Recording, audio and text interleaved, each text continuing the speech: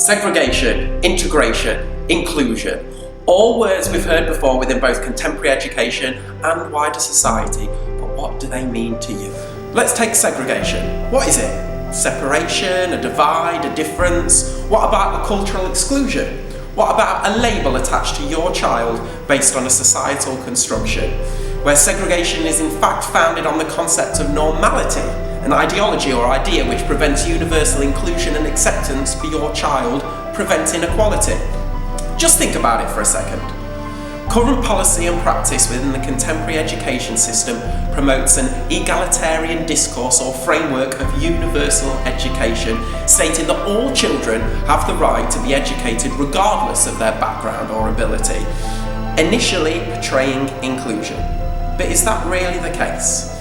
The medical model of disability, a dominant framework or binary used within society, so the framework that we use the most within policy and practice within the contemporary education system, promotes a within-child discourse, describing disability as being an individual problem. It centralises the impairment, centralising limitation and difference to make that the issue. This process not only places the blame onto the individual, onto your child, but in fact suggests that disability is an abnormality, a deviation from what is considered normal. Think about it for a second.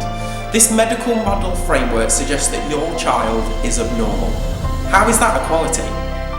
It is this medical model thinking which allows for segregation within the education system, a lowered expectation which becomes absorbed in social value, therefore creating unnecessary barriers which limit autonomy and choice. Limiting opportunity and a voice for your child. This is a form of social oppression, an inequality which essentially blames your child for simply being themselves. It is like constantly being sent out of a classroom even though you've done absolutely nothing wrong. You see, it is the social model of disability, a framework that emerged as part of the disabled people's movement, which makes clear the distinction between impairment and disability. This means that disability is no longer viewed as an individual problem, your child's problem, but instead is something that is done to an individual, done to your child, through society's failure to include and value difference. It's like trying to learn to horse ride with a duck or like skydiving with an umbrella. You just can't do it if you're not given the right tools to complete the task. It is this social model view which argues that through pervasive prejudice, attitudes and beliefs operating within our culture and education system, that it is in fact society that disables and segregates an individual. Society therefore prevents universal inclusion and education for your child. Your child is not to blame for disableism. They are not to blame for discrimination and prejudice within society. So, hold on. If that is the case, then who or what would we consider normal? Well, here's the issue. Normality is portrayed by society as a discourse which shapes our decisions and how we appear to others, allowing individuals to compare themselves to others around them. It sounds strange, but have you ever just sat people watching in a park or shop? Admit it, you've done it, I have. It allows for validation and that feel-good factor, therefore carrying a social advantage. If this is truly the case, then this idea of normality needs abnormality. In order to exist, it needs something to compare itself to. It needs those individuals who have been systematically labelled as abnormal. Like salt and pepper, yin and yang, you cannot have one without the other. But what or who do we compare ourselves to, I hear you ask? Well, amongst other things, abnormality, of course, people who were considered disabled, anyone who was socially perceived as different. Where a medical model lens reproduced by society perceives notions of diversity as abnormal, as a problem to be solved or even avoided. But wait, diversity, difference. That could be anyone. Think about it. That could be age, race, sexuality, gender, me, you, anyone, anything. If this is truly the case, then this idea of normality is a concept which has become reliant on measuring itself against marginalised groups within society, those it has systematically excluded from mainstream culture and education. You see, you may not realise it, but there is a whole spectrum of what society might consider abnormal. Think about it for a second. Do you fall on that spectrum? Is that equality? Is that inclusion? How can we have a universal, fully inclusive, equal education system if society is built on a foundation of exclusion where diversity is perceived as a deficit, as negative? You see, segregation is not simply something that affects a minority, a small group of people. It is not limited to disabled people, it is bi-directional or reciprocity, a cultural divide that has the potential to affect not just your child or your friend's child, but everyone's for generations to come. It's a domino effect of social isolation and oppression, of inequality and segregation. It is a massive social problem that is not simply limited to education. You might not be able to physically see it, but it is there, like an invisible wall. So what does that mean for education and inclusion? Well, professionals, those in power, the elite, have enforced a system within the education system and society called the bell curve, or the normal distribution curve. This is a procedure which applies statistical principles, maths, to humans, your children. I know what you're thinking. How is that possible? How can you apply maths to a human when everyone has a different personality? Well, this is one of the problems. One of the limitations of the medical model, the individual's personality, your child's personality, is overlooked to focus on the impairment. The medical research, a process which systematically limits learning capacity and flexibility within contemporary education. Remember how your child was to blame? Solely focusing on medicine fails to take into account social and emotional factors of your child's experiences. It fails to take into account capability and individuality by overlooking your child's personal aspirations and goals, viewing your child as a number, as a definitively calculable rather than a human. Your child is now viewed as a number on a page. That is not equality. That is not inclusion. Imagine an education factory, a conveyor belt system used by education and society to limit autonomy and choice, used to reproduce the norms, the status quo, used to reproduce robots. It is this process, combined with society's trust in medical authority, in medical research, which leads to a common cultural view of disability and diversity being a failure, where labelling and fear of diversity goes hand in hand to encourage social discrimination and isolation. It is a constant cycle of dependency and deprivation reinforced by culture and contemporary education. Is this an accident? You decide. The education system has become an institution that is determined by academic standards, where IQ or intelligence testing reflects a classification system within education, a historical belief or practice where a label becomes attached to your child as a marker of identification and expectation. Just think of all the gifted and talented schemes used within educational settings, where children are divided up and segregated based on their perceived inability, where your child is effectively singled out as the weak link in the chain. In case you have not already guessed, it is this constant cycle of ability testing and labelling enforced by society and reproduced by contemporary education that reinforces and encourages ableist behaviour, restricting your child's capacity and potential for learning by placing those who are perceived as different, diverse, on the fringe of society, a social preference that prevents inclusion for your child. It's like a hierarchy, a pyramid or power structure reinforced by cultural binaries in the education system, where anyone who is socially perceived as different and diverse is placed by society at the bottom, and those who are viewed as able-bodied, viewed as normal, are at the top, seen as superior, in power. Let's just let that sink in for a second. Your child is not given the opportunity to succeed. They are not given equal rights. They are not treated as the same as those who are considered able-bodied, considered normal. If this is truly the case, then the aim of education is not to provide inclusion for your child, but is to reflect the needs of society, the elite. So, can you see it now? Normality and labelling is a societal construction that needs to be challenged. It gets worse. Contemporary education has arguably become a system where league tables and examination results privileges those who are socially viewed as normal, privileging children who can therefore operate within the range of expected behaviour and who can conform to social norms and expectations. Just think of all those hours you spent revising or memorising notes for an exam.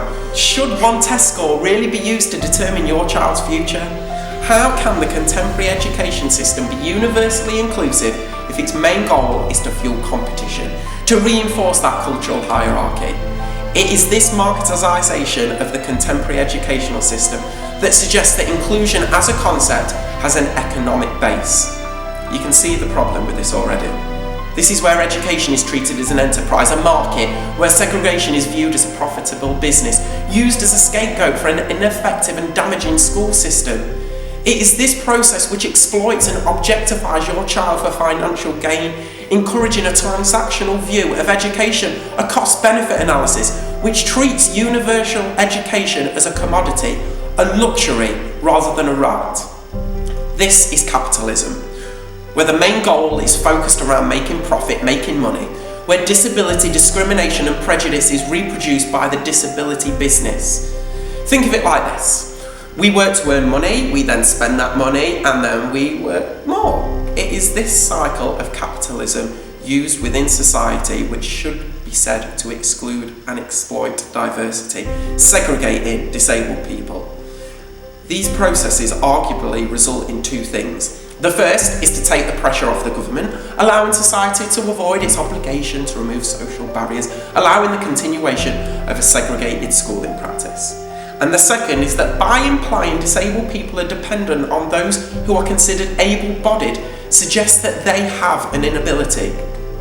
This then reinforces the idea that disabled people are kept in a certain position within society, at the bottom of that hierarchy, a concept that remains masked by a paradox of inclusionism, a false sense of inclusion reflected in contemporary policy which prevents respect for diversity by reinforcing discrimination and exclusion.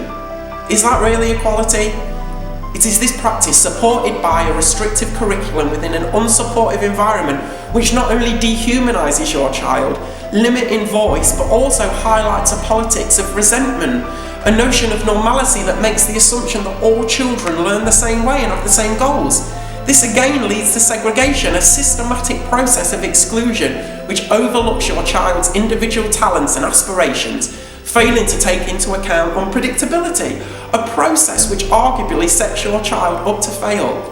Have you ever heard the saying, if you judge a fish by its ability to climb a tree, it will live its whole life believing that it is stupid? It is this debate, centralised around a dilemma of difference, that highlights a contradiction between the intention to treat all the learners the same and that of responding adequately to learners' individual needs and differences, their goals and aspirations. Where segregation is a matter of location, access, resources and respect, it is a constant battle between true universal inclusion and segregation, where schools fail to change teaching policies and practices to include and value the majority, accentuating sameness and common provision which results in your child's social isolation from both contemporary education and mainstream society. Just imagine a bird trapped in a cage, unable to spread its wings, unable to reach its full potential. Simply sharing a building or a playground with someone is not inclusion if they are not given equal rights. Why are we as a society still conceptualising difference as a failure to be avoided? I mean, ask yourself this. Do you want to be considered normal? Just think of it like this. If someone complimented you saying that you are normal, would you be happy? No. You want to stand out, not to blend in. So why presume that this is the case for disabled people? That whole saying of, don't be a sheep. We as society need to realise that difference and diversity do not mean a deficit. It does not have to be a negative. It is simply a different way of being, a different outlook on life, which should be respected. After all, who said your way, or my way of doing things, was the right way? I'm sure you would agree that inclusion and equality should be viewed as a right. Your child should feel valued for who they are. They should be provided with all the support they need to thrive in any educational setting, anywhere and anytime they want. Society and education should be founded on a universal concept that affects the majority, a framework that is not limited solely to education, but that is designed with everyone in mind. Integration and segregation should not be an option to consider. It should not be tolerated or justified. Learners and educators need to work together in collaboration as equals to establish equality in terms of possibilities and choice, a balanced power relationship that advocates for the ability to learn without limits, without boundaries or restrictions. The way people learn is as unique as a fingerprint. It is different for everyone and should be. Intelligence and worth should not be determined by the result of a standardised testing system. Just imagine a learning environment with no boundaries, where everyone has the ability to discover and develop without restrictions, regardless of their age, gender, culture, education or ability. A system that centralises transformability and collaboration, where the sky really is the limit, where everyone can reach their full potential, where everyone has the opportunity to be and become who or what he or she wants. As a community, we need to promote an ethical framework of capability and autonomy where outcomes are not measured against ability, the normal distribution curve, but instead relate to expanding people's individual choices and freedoms, found in a basis of mutual respect which adapts to the needs of all learners. Where education and culture is redefined to strengthen and transform individual learning capacity, promoting an ethic or ethos of everyone, which systematically removes barriers and limitations to learning by focusing on developing potentialities, the adaptability of individuals in an ever-changing environment. Just picture it. A learning environment and culture where everyone can set their own goals and work for them in their own way, in their own time. After all, what is the rush? It is this process which has the potential to act as a catalyst for change, guaranteeing a transferable system which both creates and sustains conditions that enhance learning opportunities, not just for you or your child, but for everyone. I mean, wouldn't the world be a happier place if everyone in it was considered equal? So do you see it now? The education system and society is built upon ableist assumptions where diversity is viewed as a problem to be solved or even avoided, where anyone who fails to conform to cultural norms is socially viewed as undesirable. I mean, you guessed it. This process not only works in line with the medical model of disability, suggesting that your child has to change to fit into society, suggesting that there is a need for improvement, but it also creates a self-fulfilling process of oppression and segregation. Imagine when you were younger, you was constantly being told that the tooth fairy existed and you believed it. I did. You were being told by adults, those in power, that, and it was constantly being repeated, so why would you not? It is power in words and language passed on through generations like a domino effect. Only in this instance, your child's future plays in the balance. I guess that saying of sticks and stones may break my bones but words will never hurt you is not exactly true when a simple label can go on to affect your future. It all comes down to equality. The system is to blame, not your child. I mean, why should your child be blamed for unequal access and resources? That would be like going to a supermarket and being blamed for the lack of fruit. As a society, we need to re-examine the dilemma of difference to centralise human diversity. It needs to be recognised that everyone has the capability to learn, whether it is your child, your neighbour, or even a complete stranger. Everyone deserves a chance and the opportunity to create their own unique path in life, to make a difference in their own way. Everyone should feel valued, accepted and respected. Everyone should feel like they belong. After all, just think of all the interesting people you have met in your life, with all the unique stories and adventures. The world would be a very boring place if everyone in it was just the same. Identity and diversity needs to be positively recognised and reflected through a discourse of co-agency, a joint enterprise where educators or facilitators plan for differentiation of tasks, resourcing and outcomes, a flexible approach to learning based around transformability, where society implements a discourse that encourages a collective experience to strengthen and transform learning capacity for everyone, making choices that are in the interest of everyone with the recognition that everyone is constantly growing and changing in unpredictable ways. As a society, we need to acknowledge that our future is never set in stone. It is not predetermined, it is constantly changing and adapting.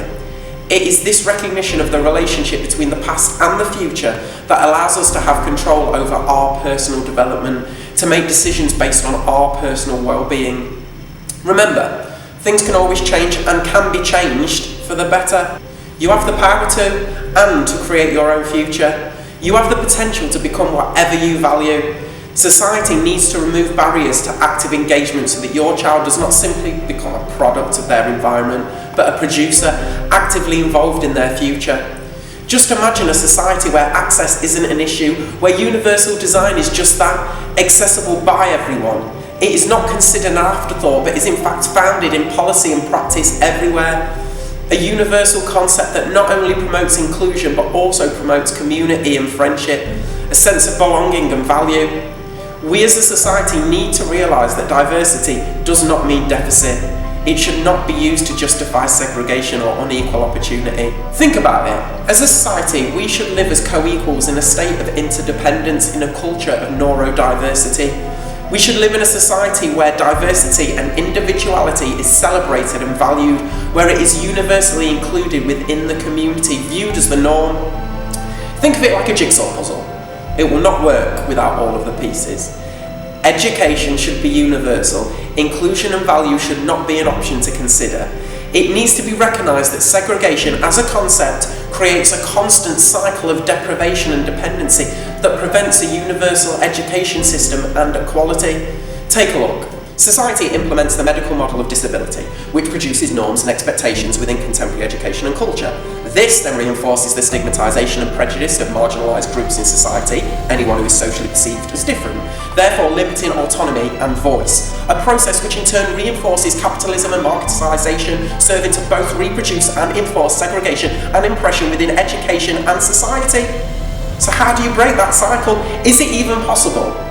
Well, it is evident that the medical model has enormous cultural power, meaning that as a community, as one, we need to confront and challenge the dominant binaries and value systems that society is founded on in order to raise awareness and remove ignorance. We've said it before, but it is about realising that everyone has the capability and potential to learn. Difference should not be conceptualised as negative. It is not death. The way diversity is perceived is dependent on our society and culture, meaning that it needs to be recognised that diversity is a social fact. It is just a different way of being. Just think, if teaching was conducted in diverse ways, then impairments and diversity would not be viewed as disabling. It would not be associated as a barrier to learning. Disabilities and difficulties are socially constructed. They are products of disabling barriers caused by the inflexibility of the education system and by society's inability to meet diversity. Your experience of life is not your friends, your neighbours or your teachers. We are all different, all unique. Society needs to recognise that inequality and segregation does not just affect a minority. It is not limited to education or disabled people, but is in fact two-directional, impacted by a variety of external influences or environmental systems, a process grounded within a historical discourse which affects the majority, everyone, even you. As a community, we need to promote a culture of transformability and capability that celebrates and values diversity in all of its forms. We need to rewrite policy and practice to allow for substantive rights, a democracy of voice and social justice. So I'll ask again, what does inclusion and equality mean to you? Friendship? Value? Voice? You know what to do. Spread the word. Difference does not mean deficit. Everyone is different and should be. Education and the capability of choice should be universal. As a society, a community, we need to work across cultures and make difference diversity. Make it the norm. Start now. Together we can make a difference. Together we can make a change. It is power in words and language passed on to what? It is power and it is bi-directional or reciprocity. It is bi-directional or reciprocity. What? How else do you say it? The norms, the status quo used to reproduce robots. You judge a bit. Have you I said inequality. Sorry. No, I messed that bit. Oh, go backwards. What was wrong?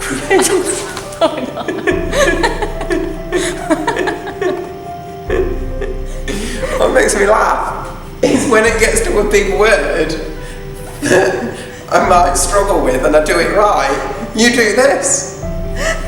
Your head nods. So I'm trying to concentrate. I can just see your little head going. Right, you ready?